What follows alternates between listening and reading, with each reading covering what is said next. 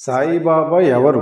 ఈ ప్రశ్నకు సమాధానం చెప్పడం అంత సులభం కాదు. ఎందుకంటే అవర్ణనీయుడిని ఎలాంటి మాటలతో వర్ణించగలం? అవ్యాఖ్యేయుడి మహిమను ఎలాంటి భాషలో వివరించగలం? కాలం, స్థలం, రూపాల బంధనాలకు అతీతుడైన ఆ మహాత్ముని తత్వాన్ని ఎలాంటి అక్షరాల్లో బంధించగలం? ఆయన రూపం సులభమైనదే కాని మహిమ అపారం.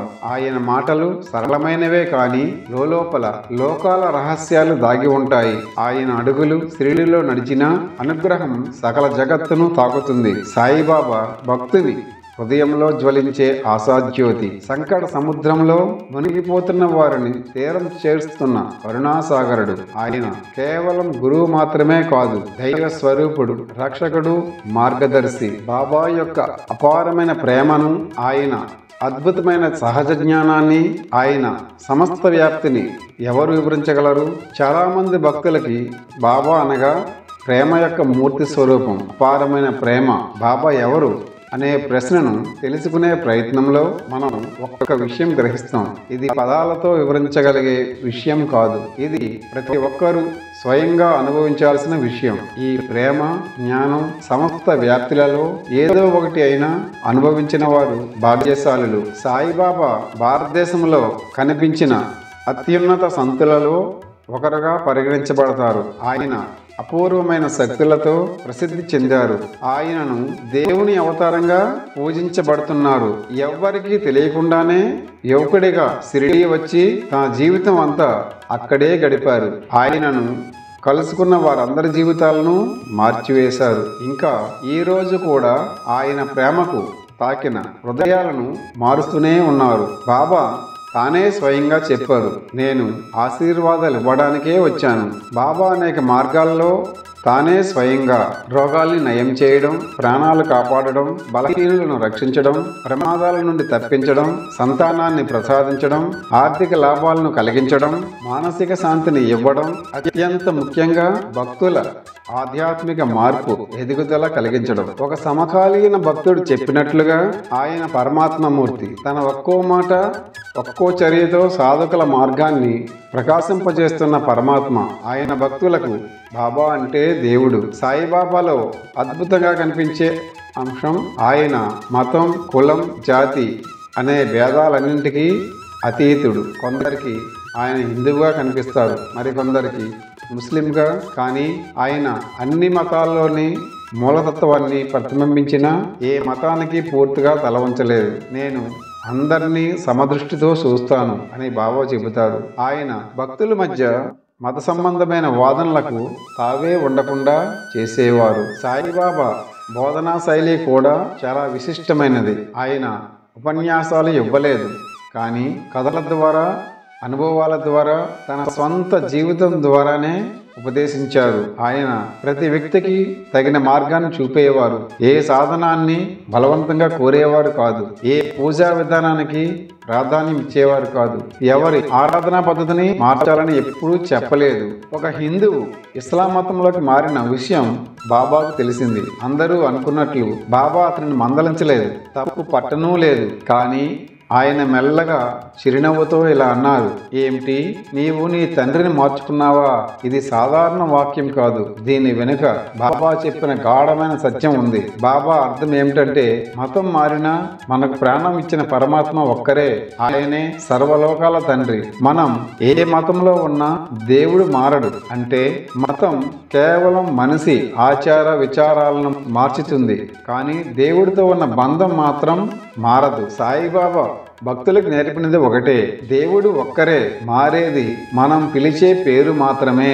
సాయిబాబా గురించి తెలుసుకోవాలంటే ఆయనను అనుభవించాలి. ఆ ప్రేమను, ఆ మార్పును, ఆ కరుణను.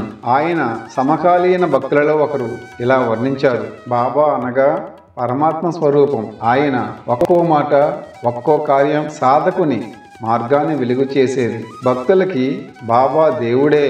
ఇది ఊహాకల్పన కాదు, అనుభవమే. నేను అందరినీ సమదృష్టితో చూస్తాను. ఆయన మతం, కులం, జాతి అనే భేదాలను దాటి ఉన్నారు. ఆయన అన్ని మతాల మౌలిక సూత్రాలను తనలో ధారించుకున్నారు. ఆయన ప్రేమ అనే విశ్వమతాన్ని బోధించారు. అయితే అదే సమయంలో బాబా నివాసం ద్వారకామయి మసీదు. ఈ రోజుల్లో కూడా రోజు రోజుకు పెరుగుతున్న సంఖ్యల్లో భక్తులు షిరిడీకి వస్తున్నారు. దివ్యమైన ఆ మహాత్మునికి నమస్కరించేందుకు మరియు ఆయన మహావాక్యాన్ని సాక్షాత్కరించేందుకు నేను సమాధిలో నుండి కూడా మీ ప్రార్థనలకు స్పందిస్తాను అని బాబా చెప్పారు. నన్ను ప్రేమించే వారి సేవలో నేను బానిసను. వారు నన్ను ఆశ్రయించినంతకాలం నేను ఎల్లప్పుడూ జీవించి ఉంటాను. నా పిల్లలను రాత్రింబవళ్ళు కాపాడాల్సిన బాధ్యత నాపైనే ఉంది. షిరిడీకి వచ్చే సాయిబాబా పిల్లలు ఒక్కసారి అక్కడికి వచ్చిన తర్వాత ఆయన వాగ్దానాలను ఎలా నిలబెట్టుకుంటారో, కష్టకాలంలో ఎలా రక్షిస్తారో అది స్వయంగా అనుభవిస్తారు. శ్రీ సాయిబాబా యొక్క దైనందిన జీవితాన్ని ఒక ప్రత్యేక కాలచక్రంలో బంధించి వివరించడం భక్తుల ప్రయత్నమే అయినా నిజంగా ఆయన కాల దేశ పరిమితులకు అతీతుడు అయినప్పటికీ మన మానవ పరిమితుల్లో ఆయన షిరిడీలో రోజు ఏం చేసేవారో తెలుసుకుందాం. బాబా తెల్లవారక ముందే మేల్కొనేవారు. ధుని పక్కన ఉన్న కంబానికి అడ్డంగా కూర్చొని ధ్యానం చేసేవారు. ఆ సమయంలో ఆయన ప్రక్కన ఎవ్వరూ ఉండడానికి అనుమతించరు.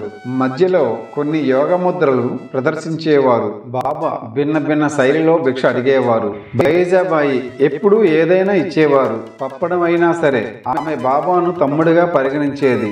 ఎన్నిసార్లు వచ్చినా బాబాను ఖాళీ చేతులతో పంపించేది కాదు. బాబా తీసుకువచ్చిన అన్నాన్ని ధునిలో కొంత వేసి మిగిలిన భాగాన్ని కొలుంబా అనే మట్టి పాత్రలో ఉంచేవారు. ఇది అన్ని జీవరాశులకి తినడానికి అందుబాటులో ఉండేది. కుక్కలు, పిల్లులు, ఈగలు ఇలా అన్ని రకాల జీవరాశులు తినేవి. ఏ ఒక్క జీవరాశుల్ని తినడాన్ని ఆపేవారు కాదు. బాబా ప్రతిరోజు లిండి తోటకు వెళ్ళేవారు. ఉదయం 8-9 గంటల మధ్య బాబా లెండి తోటకి వెళ్ళేవారు. అక్కడే ఆయన చెప్పులు వేసుకునే అవకాశం వచ్చింది. మసీదు నుంచి బయటికి వచ్చి హనుమాన్ మందిరం పక్కన నిలబడి సంకేతాలు చూపుతూ గురుస్థానం వద్ద ఒక దారి విడిచి నిలబడి ఎవరితో మాట్లాడుతున్నట్లుగా చూసేవారు. వాడాలో ఉన్న భక్తులు కొత్తగా వచ్చిన వారు లైన్లో నిలబడి దర్శనం చేసుకునేవారు. బాబా ఒక్కొక్కరిని పేరు పెట్టి పలకరిస్తూ ముఖమంతా చిరునవ్వుతో ఆశీస్సులు చల్లేవారు. అక్కడ నీమ్ మరియు అత్తి మొక్కలు స్వయంగా బాబానే నాటారు. మొదట్లో వాటిలో ఒక మొక్క బలహీనంగా ఉండేది. దాన్ని బాబా ప్రతిరోజు సున్నితంగా ఇటువైపు అటువైపు వంచుతూ తన అమృత స్పర్శతో దాన్ని బలంగా పెరిగేలా చేశారు. కొంతకాలం లెండి వద్ద గడిపిన తరువాత బాబా మసీదు వైపు తిరిగి వెళ్ళేవారు. ఉదయాన్నే వచ్చిన అదే మార్గాన్ని తిరిగి ఉపయోగించేవారు.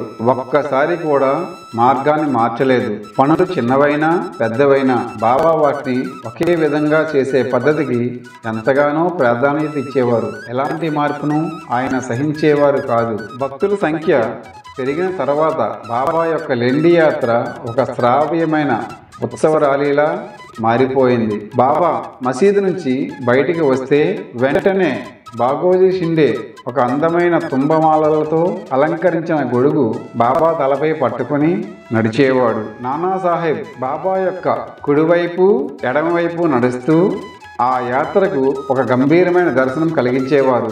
ఈ విజయోత్సవ వాతావరణాన్ని చూపే అసలు ఫోటో ఇప్పటికీ అందుబాటులో ఉంది. కొంతమంది భక్తులు తమ బాధలు, ఆశలు, భయాలు చెప్పేందుకు ఆయన దగ్గరికి వచ్చేవారు. మరి కొంతమంది ఆయన సలహా కోరేవారు. కొందరైతే తమ కోరికలు తీరాలన్న ప్రార్థనతో ఆయనను శరణు వచ్చేవారు. సంగీతకారులు, నర్తకులు, మాంత్రికులు తమ కళల ప్రదర్శన చేసి బాబా ఆశీస్సులతో సహా ₹2 అందుకుని వెళ్ళిపోతూ ఉంటారు. భక్తులు బాబాకు తీసుకొచ్చిన ప్రసాదాన్ని ఆయన తన చేతితో తాకి ప్రసాదంగా తిరిగి వారికే ఇచ్చేవారు. అప్పుడప్పుడు ఆయన ఆ ప్రసాదాన్ని అక్కడున్న అందరికీ పంచమని చెప్పేవారు. చాలా అరుదుగా మాత్రం కొద్దిగా తినేవారు. అలాంటి సందర్భాల్లో ఆ భక్తులు ఆ ఆనందాన్నంతా మాటల్లో చెప్పలేకపోతారు. మామిడి పండ్ల సీజన్లో బాబా ప్రతిరోజు కొద్దిగా రుచి చూసి అందరికీ పంచమని ఆదేశించేవారు. అప్పుడప్పుడు బాబానే మామిడి పండ్లు కొని అందరికీ పంచమని చెప్పేవారు. పిల్లలంటే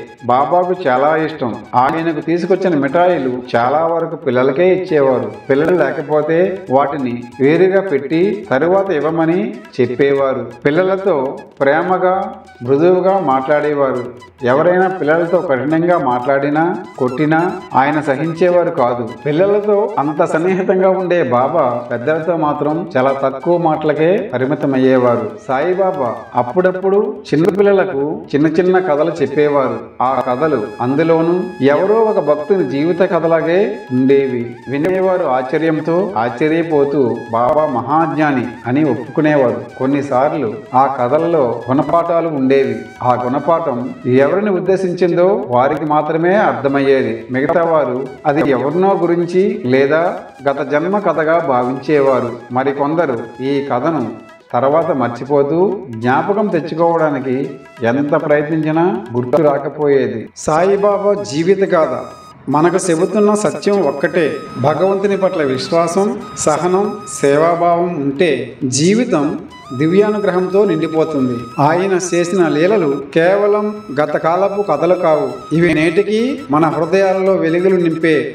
జీవన పాఠాలు. ప్రతి కన్నీటి బొట్టును ముత్యంలా మార్చే కరుణ, ప్రతి మనసులోనూ నివసించే పరమాత్మ రూపం ఆయన. సాయి చరణాలపై మన భక్తి నిలకడగా ఉంటే ఆయన అనుగ్రహం సదా మన వెంట ఉంటుంది. సాబూరి విశ్వాసం, ఇదే సాయిబాబా శాశ్వత సందేశం. ఈ కథ విన్నారు కదా. ఈ కథ మీ మనసును తాకితే లైక్ చేసి షేర్ చేయండి. ఇలాంటి మరెన్నో ఆధ్యాత్మిక, పౌరాణిక మరియు ధార్మిక కథల కోసం మా ఈ ఛానల్ను ఇప్పుడే సబ్స్క్రైబ్ చేయండి. అలాగే మీ అభిప్రాయాన్ని కామెంట్ రూపంలో తెలియజేయండి. ఈ వీడియో చూసిన మీ అందరికీ ధన్యవాదములు.